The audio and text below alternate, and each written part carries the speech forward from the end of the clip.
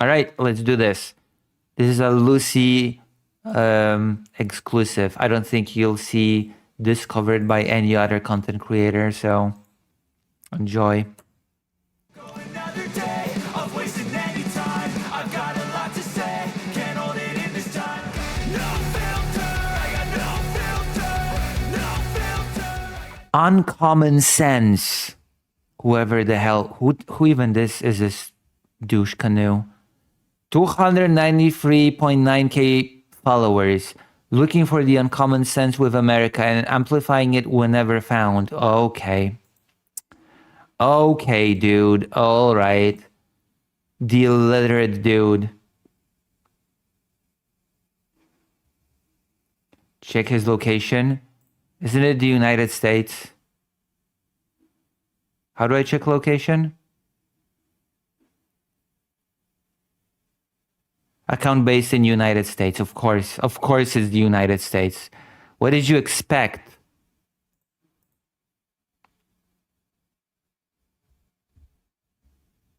Account located in the United States. What the hell did you expect?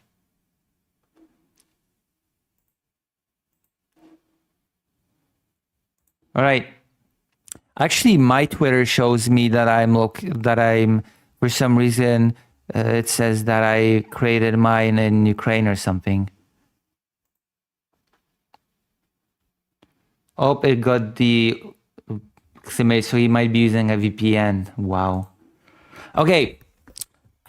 Without further ado, one of the most red-pilling things you can do to inform yourself about the Second World War is simply look at a map of Germany and Poland before World War I and after World War I. You'll notice before World War I, Poland does not exist, and large swaths of it are German territory. Okay, I will play ball. How did those territories become German? Or rather, I'm sure this person does not grasp the difference. I'm sure that the nuances of such things are not part of this person's worldview, but I should rather ask, how did these lands, Polish lands, not only Polish, but how did these lands become Prussian? Because they were not just German, they were Russian. And then Prussia united all the kingdoms and formed Germany. Oh yeah, there was this little event in 3 parts, okay? In 3 acts. It was the partition of the Polish-Lithuanian Commonwealth. But I'm sure this person has never heard of it. If he had his, well, I'm not assuming their gender, of course, but if the red pilling thing was for them to look at the map before World War I for the first time in his life. Okay? This is so pathetic. This is such a pathetic narrative. Okay, how did those borders come to be? What was there before? What happened? I already told you, the partitions of the Polish-Lithuanian Commonwealth. This is a narrative that basically states that Poland is a fake country. It's an alternative. It's just a fake country that was built at the expense of Germany, and therefore it justified Germany's aggression in World War II. This is what this person is saying. Red pilling things to inform you about the Second World War. This person is just basically justifying Nazi aggression against Poland because, hey, before World War I, Poland did not exist. There was no Poland. This was the crux of the argument between Poland and Germany. Hitler was looking to get the Danzig corridor back, which was mostly a German enclave. He was also receiving reports that German people in Poland were being treated terribly. That is false. That is completely false. That is a completely false narrative that is being used by people to completely rewrite history and to blame Poland for World War II. It is on the same level of, it's basically what we get with Ukraine, 1-to-1. Oh, Russian speakers are being discriminated against by Ukraine. They're being genocided by Ukraine. We better step in. We better invade. And we are literally getting the same shit here. Oh, Germans are being persecuted against by Poland. We better get in there. We better protect the Germans who are being genocided by those evil Poles, who, by the way, stole parts of Germany to create their fake little country. Which, by the way, that is a very important part to notice and to emphasize. Nazi Germany did in fact treat Poland as an artificial country created by the Treaty of Versailles. It's during when Germany conducted warfare against Poland, it was very explicitly stated to the soldiers that there is no such thing as Poland. Therefore, there is no such thing as a Polish military. They're just a bunch of terrorists. They're just a bunch of guerrilla fighters. And therefore, the laws of combat, the laws of warfare do not apply to them. There's no such thing as a Polish prisoner of war because laws of warfare do not apply to Polish soldiers because they're not real soldiers, because they are fighting for a non-existent state. That was a thing that was actually part of the Nazi military doctrine during the campaign, during Fall Weiss. Okay? That was the doctrine during Fall Weiss. Completely ignoring history, completely ignoring the fact that there was a Duchy of Poland, Kingdom of Poland, Polish-Lithuanian Commonwealth that was partitioned by Russia, Prussia, and Austria. And that's how we got this before World War I map. Complete ignorance about history. I actually don't know if this is ignorance about history. I don't know if this is deliberate or not. I actually am willing to think that this is just deliberate, just as with Russia. And it disturbs me. It disturbs me to see that we people of this region, Ukrainians, Polish people, and a few other probably nations I could name, are treated as fake because we were partitioned in the past, we were made part of empires, and therefore we don't really have a right to exist before, hey, look, there was no such country before World War I. And therefore, whatever statehood was given to those people was unjustified, and therefore, actually, it was a provocation. Actually, Hitler was kind of justified to invade Poland and to seek Lebensraum. That Lebensraum was rightfully his, wasn't it? Those countries did not exist before World War I, after all.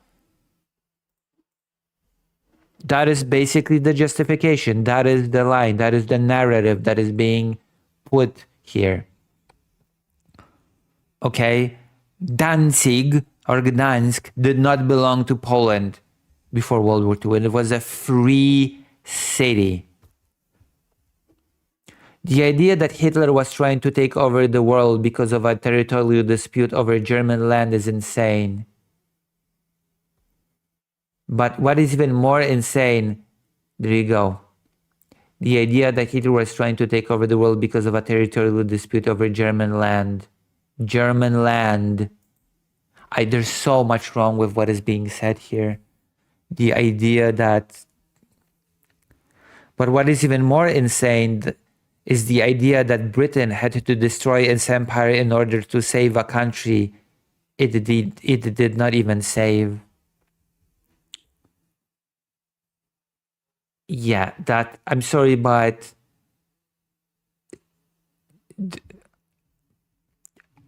Great Britain did not destroy its empire for Poland. That is a nonsensical, cretinous statement.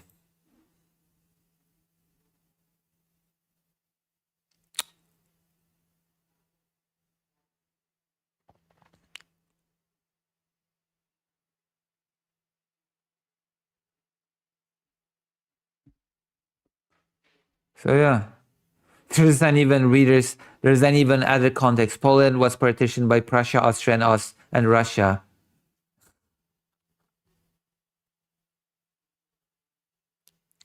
It's just pathetic. I've been bombarded by tweets like this. I've been bombarded by tweets like "Dancing is German, you parasites," or that the Western lands are stolen. Poland is a fake country. Poland did not exist before World War I. The narrative, the same exact narratives that were used to justify the invasion of Ukraine are now suddenly emerging online when it comes to Poland from the German side. And there's a reason why this disturbs me so much. It's a very pragmatic, reason. Of this guy? You want me to check the retweets of this guy?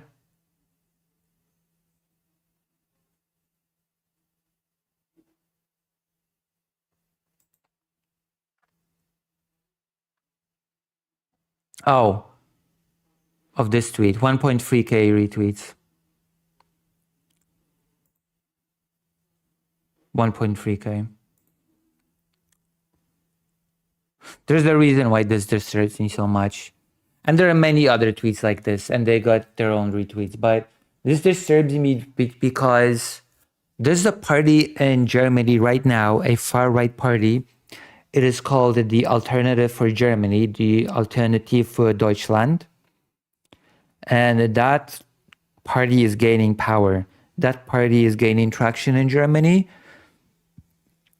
And let's be honest, that party is very much in alignment with this kind of rhetoric.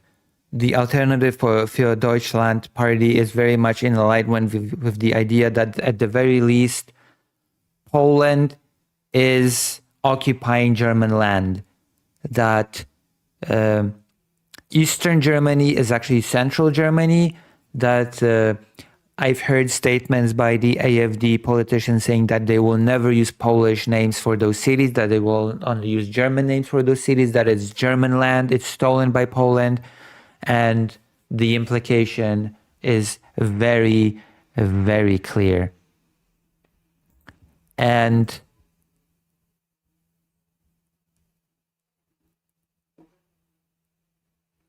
the fact that you have a combination of AfD gaining power, more and more aggressive rhetoric on Twitter of people that say that Poland is not a real country, that is just a Frankensteinian construct of German and other people's lands. It kind of makes me worried.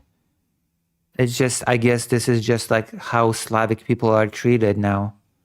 Will always have been, but this is the narrative now that we share. We're just fake countries, I suppose. Yeah, I thought to talk about this because it's part of a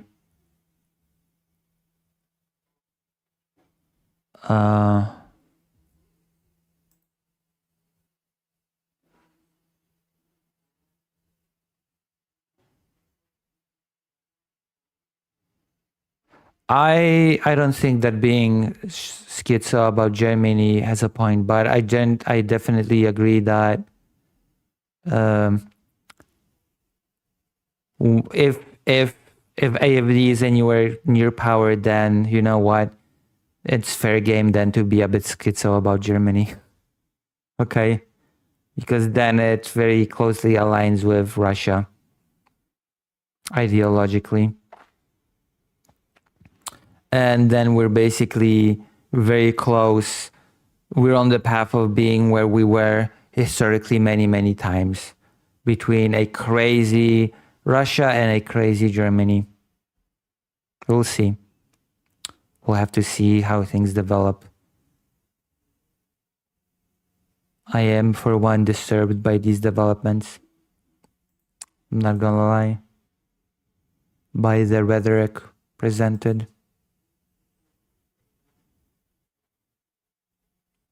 I never dig to be honest. Why do people vote for AFD? It's mostly because of Eastern Germany, where people are much poorer.